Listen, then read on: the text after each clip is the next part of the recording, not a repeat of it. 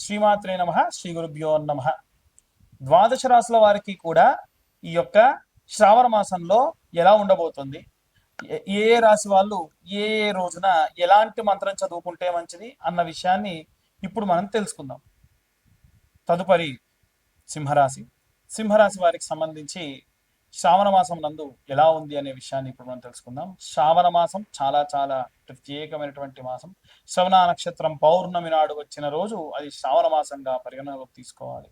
అలా ఆ యొక్క శ్రావణ మాసం 25వ తారీఖు నుండి ప్రారంభమవుతుంది. 29వ తారీఖు నాడు ఈ యొక్క నాగుల పంచమి జరుగుతుంది. నాగుల పంచమి నాడు విశేషంగా జంట నాగులకి పూజాది హవనములు లేదా పూజాది క్రతువులు ఏవీ లేకుంటే కొన్ని పాలు నీళ్లు పోసి అభిషేకం చేసి పసుపు గంధం రాసి బొట్లు పెట్టినంత మాత్రాన చాలు.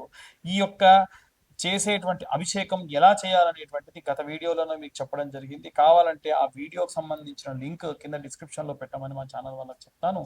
దానివల్ల వాళ్ళు ఖచ్చితంగా మీ దాకా ఈ వీడియోని అందించే ప్రయత్నం చేస్తారు. అలాగే ఈ రాశి వారికి సంబంధించి ప్రత్యేకంగా ఎవరైతే ఈ యొక్క శ్రావణ మాసము నందు గోసేవాది క్రతువులు చేయడం మంచిది. కృష్ణాష్టమి రోజున అంటే 16 ఆగస్టు రోజున కృష్ణాష్టమి జరుగుతోంది. 29వ తారీఖు స్కందాషష్ఠి జరుగుతుంది. ఈ రోజుల నందు గోవుకు సేవ చేయడం అంటే చాలా మంది గోవుకు గాసం పెట్టడం అనుకుంటారు. గోవుకు మంచిగా ఆచ్ఛాదన చేయడం కానీ, స్నానం పోయడం కానీ, గో పంచకం లాంటిది ఏవైనా ఉంటే పట్టి నార్మల్ వాటర్లో కలిపి మన చెట్లకు పోసుకోవడం కానీ, ఇలాంటివి చేయడం వల్ల ఆర్టిఫిషియల్గా వచ్చేటువంటి ఈ యొక్క ఫెర్టిలైజర్స్ని కాకుండా ఎంతో ఆరోగ్యవంతమైనటువంటి ఈ మయమును మన ఇంట్లో వాడుకోవడం మంచిది. మనం ఊదు వెలిగించడానికి కూడా ఆ గోమయం తెచ్చి ఏదైనా చిన్న ప్లాస్టిక్ కప్లో అద్ది పెట్టేసామంటే అదొక కప్లా తయారవుతుంది. ఆ గోమయాన్ని మనం ఎండిపోయిన తర్వాతకి కాల్చి దాంట్లో సాంబ్రాణి వేయడం వల్ల ఇల్లంతా కూడా మంచి సత్ఫలితాలు పొందవచ్చు. ఎన్నో ఎన్నో జన్మల నుంచి చేసినటువంటి దోషములు పాపములు కూడా పోతాయి. కాబట్టి ఈ విధంగా ఈ శ్రావణ మాసము నందు విశేష గోసేవ, విశేష కృష్ణ భక్తితో కూడినటువంటి కృష్ణనామస్మరణ, అలాగే బలరామ జయంతి, నాగుల పంచమి, సందా షష్ఠి ఇవన్నీ కూడా ఉన్నాయి. కాబట్టి ఈ రోజులలో విశేషంగా పూజాది క్రతువులు ప్రారంభించి చేసుకొని ఆనందంగా ఉండాలని కోరుకుంటూ ఉన్నాను. అలాగే అన్ని వర్గాల వాళ్ళు ఎలాంటి రెమెడీస్ తీసుకోవాలి, ఎలాంటి మంత్రపఠనం చేయాలనే విషయాన్ని ఇప్పుడు మనం తెలుసుకుందాం. విద్యార్థులు, గృహిణులు, సినీ రాజకీయ రంగాల వాళ్ళు, ఉద్యోగస్తులు, వ్యాపారస్తులు, రైతులు, చేతి వృత్తులు చేసుకునేటువంటి వాళ్ళు అందరికీ సంబంధించి శ్రావణ మాసంలో మనకు శ్రావణ మాసం అనేటువంటి పేరు ఉంది కదండి. ఆ పేరు ఎలా అంటే ప్రతి సంవత్సరం కూడా ప్రతి నెలలో కూడా పౌర్ణమి రోజున ఏ నక్షత్రం అయితే వస్తుందో ఆ మాసానికి పేరు వస్తుంది.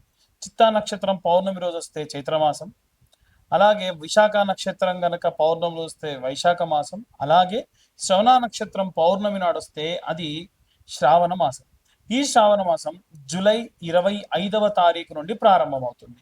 ఈ జూలై 25వ తారీఖు నుండి కూడా ప్రారంభమైనటువంటి ఈ యొక్క శ్రావణ మాసంలో ప్రత్యేకంగా మనం వీలైతే శివకేశవుల యొక్క ఆరాధన చేయాలి, లక్ష్మీదేవి ఆరాధన చేయాలి, అలాగే గౌరీ స్వరూపంగా ఉన్నటువంటి అమ్మవారికి కూడా ఆరాధన చేసుకోవాలి.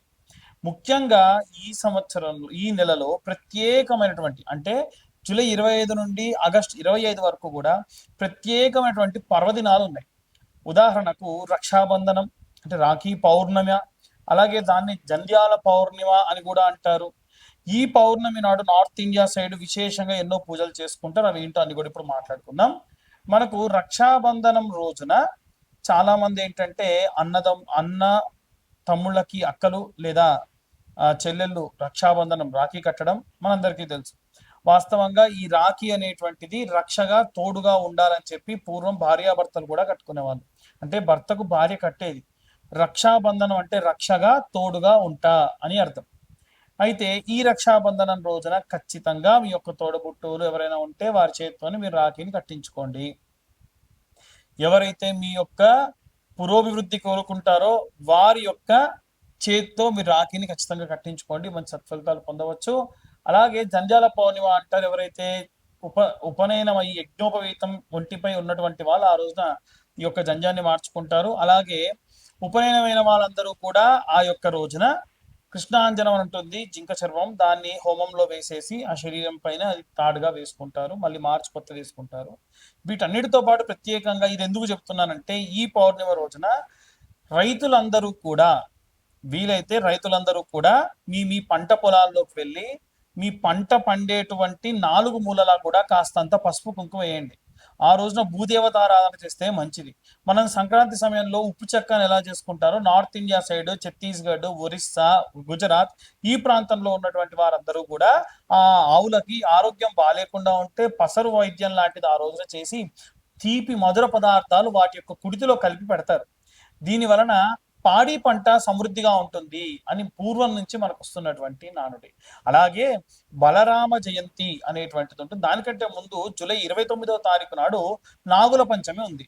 నాగుల పంచమి రోజు కూడా గత వీడియోలో కూడా నేను ఈ యొక్క నాగుల పంచమి గురించి లేదా ఈ యొక్క సర్పదోషం ఉన్నటువంటి సమయంలో చేయాల్సినటువంటి దాని గురించి చెప్పా.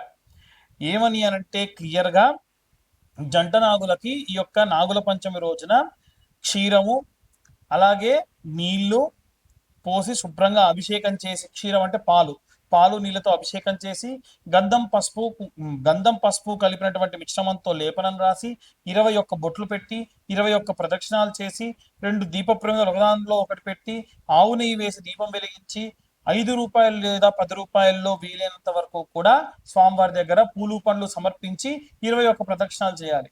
ఇలా చేస్తే సర్పదోష సంభవిత దోషాలు కూడా పోతాయి. ఇవన్నీ కూడా గత వీడియోలు ఇంకా డీటెయిల్డ్ గా మీరు ఎంతెంత తీసుకెళ్ళాలి ఏంటి అని చెప్పి గత నెలలో ఉన్నటువంటి సమయంలో ఈ కాలసర్పదోష కాలం ఉన్న కాలం కాబట్టి ఈ సమయంలో చేసుకోండి అని చెప్పాను. అలాగే ఈ యొక్క 9వ తారీఖు నాడు మనకి ఈ యొక్క పౌర్ణమి అనేటువంటిది వస్తుంది. అలాగే నాగుల పంచమి 29వ తారీఖు నాడు వస్తుంది. అలాగే స్కంద షష్ఠి 29 ఆగస్టున వస్తుంది. ఆ రోజున కూడా ఇప్పుడు నేను చెప్పిన విధంగా మీరు జంట నాగులకు అభిషేకం చేసుకోవచ్చు.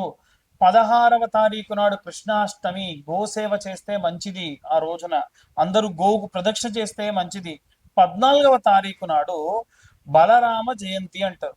ఆరోగ్యంగా లేని పిల్లలు ఎవరైనా ఉంటే ఆ యొక్క పిల్లల చేత్తోని నాగలికి కంకణం కట్టించి ఆ నాగలి మధ్యలో నుంచి పిల్లల్ని తిప్పుతారు. ఈ యొక్క కృష్ణాష్టమి రోజున ఆవు కింది నుంచి పిల్లల్ని తిప్పుతారు. ఇలా చేయడం వల్ల ఆరోగ్యం బాలేకుండా ఉన్న వారందరి యొక్క ఆరోగ్యం కూడా కుదుట పడుతుంది. కాబట్టి ఈ విధంగా ఈ శ్రావణ మాసంలో ఇవే కాకుండా మనకి శ్రావణ సోమవారాలు ఉంటాయి, శ్రావణ మంగళవారాలు ఉంటాయి, అలాగే శ్రావణ శుక్రవారాలు ఉంటాయి, అలాగే శ్రావణ శనివారాలు కూడా ఉంటాయి. ఈ శనివారాలు ఉన్నప్పుడు విష్ణుమూర్తి ఆరాధన చేయడం, సుదర్శన యాగాలు లాంటివి చేయడం, స్వామివారి యొక్క విష్ణునామ సహస్రనామాలు చదువుకోవడం చాలా మంచిది. సోమవారం నాడు ఓం నమ శివాయ అన్న మంత్రాన్ని ఎన్ని సోమవారాలు ఉంటాయి సోమవారాల పాటు ఓం నమ శివాయ అన్న మంత్రాన్ని ఈ యొక్క శ్రావణ మాసం అంతా కూడా పఠించడం చాలా మంచిది.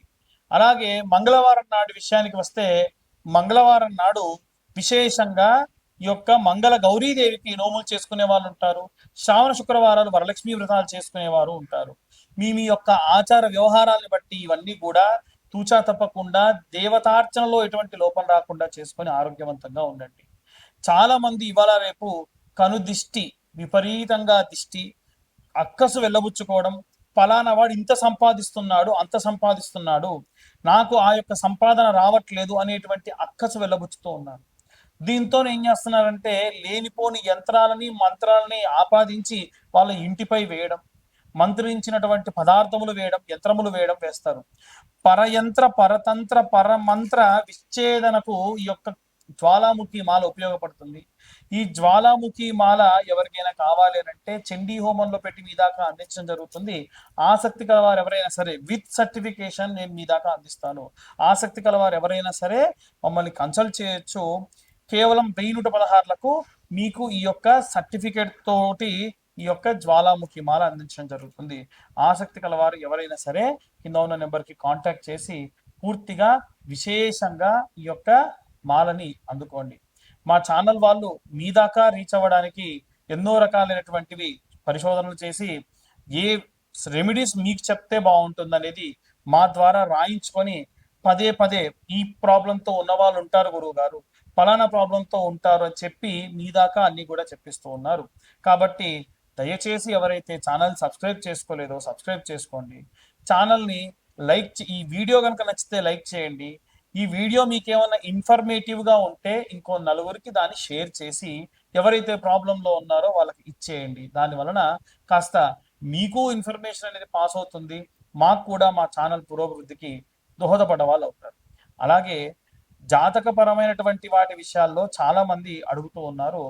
జాతకం పూర్తిగా పేరు, date of birth, time, place ఉంటేనే నాకు కాల్ చేసి అడగండి. పేరు, డేట్ ఆఫ్ బర్త్, టైం లేని వాళ్ళు ఎట్టి పరిస్థితుల్లో నేనే కాదు ఎవరి జాతకం చెప్తా అన్నా నమ్మి మోసపోవద్దు.